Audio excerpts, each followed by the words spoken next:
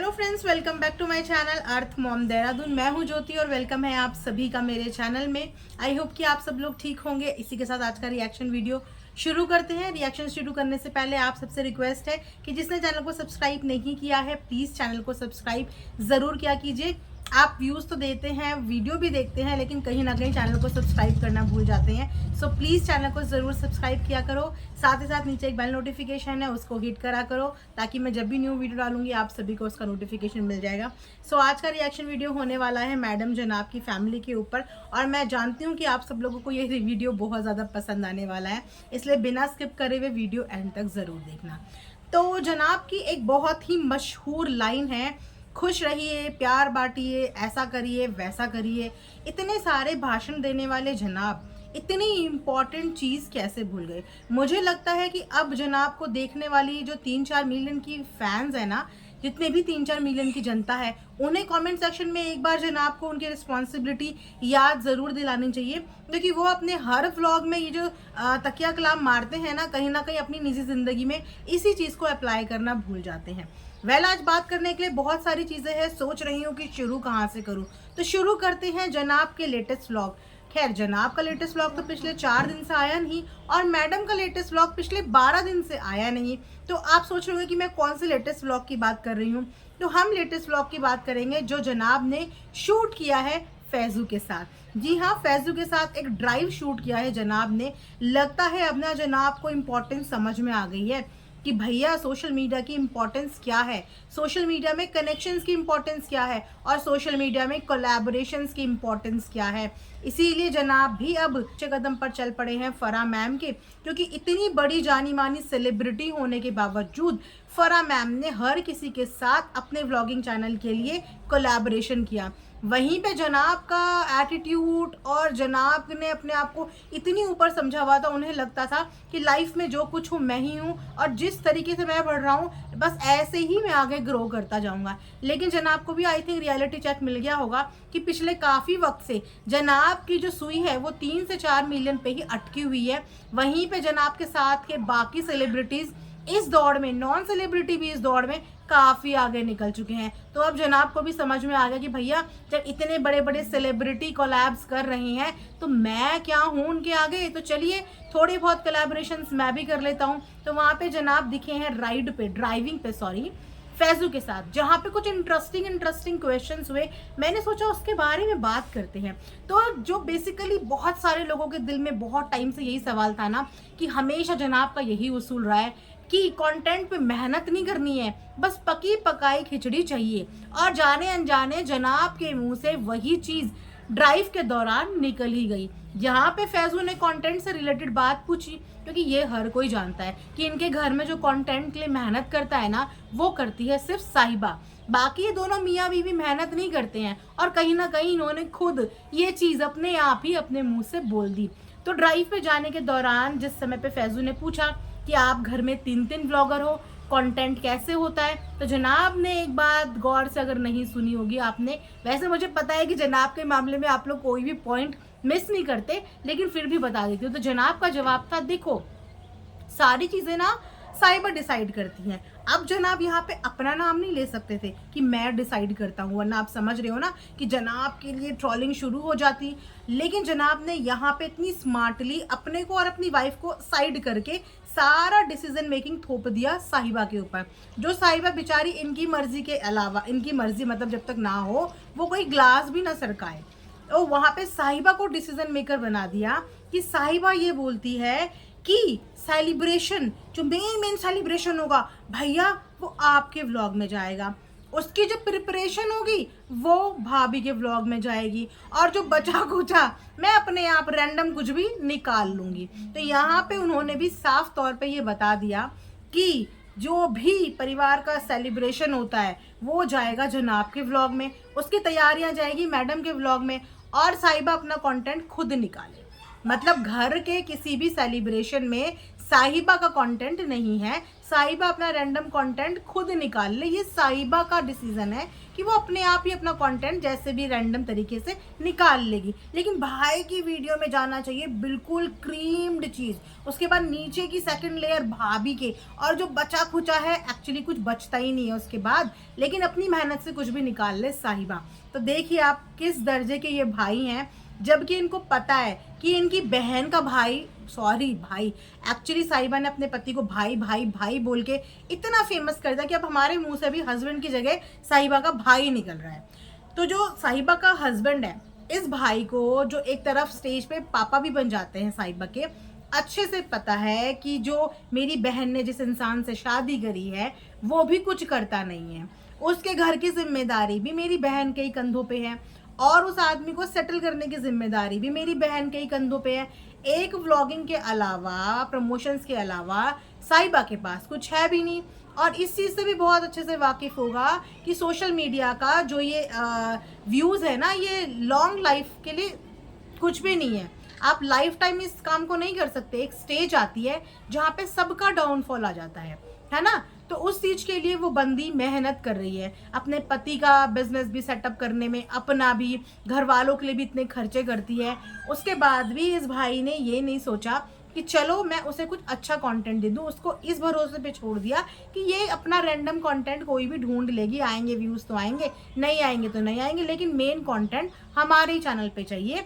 जबकि दोनों वर्किंग हैं, जबकि व्लॉग भी करते हैं, प्रोजेक्ट्स भी करते हैं, सिंगिंग भी करते हैं, गाने, डांस, मतलब सब कुछ करते हैं। उसके बाद भी बहन को खुद अपने मुंह से बता दिया, देखो हमने कुछ नहीं बोला है। उसके अलावा अब आ जाते हैं साहिबा के ऊपर। तो साहिबा की जो ट्रेन है वो मऊधा से पहुंच चुकी है मुंबई, और हर बार की तरह वो ट्रेन में अपने लगेज के साथ साथ और भी कुछ सामान उठा के लेके आती है। तो इस बार अपने साथ लेके आई है फुकैया को, वही फुकैया जिनके भाई अक्सर आके इनकी फैमिली की अच्छे से पोल पट्टी खोलते रहते हैं। तो वह फुकैया आई है मुंबई, और मेहमान वाला टाइटल आया है पूरा बखूबी। नए नए मेहमान आ रहे हैं, बड़े बड़े मेहमान। लेकिन इन मेहमानदारी में ऑडियंस का एक क्वेश्चन है कि क्या बात है, तुम्हारे क्लैन में जितने भी नए मेहमान हैं वो सारे मायके वाले ही क्यों भरे होते हैं। अब एक फुकैया से थोड़ा सा ये लग रहा था सबको कि फुकैया के साथ इतने अच्छे कनेक्शन नहीं, क्योंकि वो किसकी बहन है, क्रेजी कजन की बहन है, और क्रेजी कजन वो हैं जो इनकी पोल पट्टियां अक्सर खोलते रहते हैं। तो वह फुकैया को मुंबई लाने का मतलब या तो क्रेजी कजन को और ज्यादा गुस्सा दिलाने का मोटिव होगा, या ऑडियंस को ये दिखाने का मोटिव होगा कि क्रेजी कजन एक्चुअल में क्रेजी हैं, देखो उनकी फैमिली के मेंबर्स तो हमारे साथ हैं, हमारे सपोर्ट में है, हमारे साथ मुंबई तक आ गए। तो अब इस पे देखना वैसे बड़ा दिलचस्प रहेगा कि इस जो ये फुकैया आई है मुंबई, इस पे क्रेजी कजन का कोई रिएक्शन आता है या नहीं आता। तो फिलहाल अब सवाल ये है कि जब मायके के सब लोगों को भर भर के बुलाया जाता है, तो वहां पे जो इनके पापा की फैमिली है बची कुची थोड़ी बहुत, उन सदस्यों की ना तो आवभगत होती है, ना ही उनको मुंबई लाया जाता है, ना ही मुंबई से उनके लिए कुछ ले जाया जाता है। तो ऐसा क्यों है कि साहिबा के मायके में सिर्फ मायके वाले ही ज़्यादा ऊपर हैं, ससुराल वालों की कोई वैल्यू ही नहीं है। तो ये चीज़ ऑडियंस को अच्छी नहीं लग रही है, और ऑडियंस का कहना यही है कि जब देखो तुम्हारे ननिहाल की तरफ से ही पूरा का पूरा कुंभा उठ के आता है, क्यों तुम्हारी पापा की बहनों को वो रिस्पेक्ट नहीं मिलती है जो उन्हें मिलनी चाहिए। उनका एक भाई है, और वो भाई अच्छा खासा अब स्टेब्लिश हो गया है, अच्छा खासा अब स्टैंडर्ड फॉलो करते हैं कि पूरे पूरे क्लैन को कई कई महीनों तक मुंबई में रखते हैं। तो वहाँ पे एक बार भी जो फूफी हैं, बुआएं हैं, उन लोगों को क्यों नहीं लाया जाता।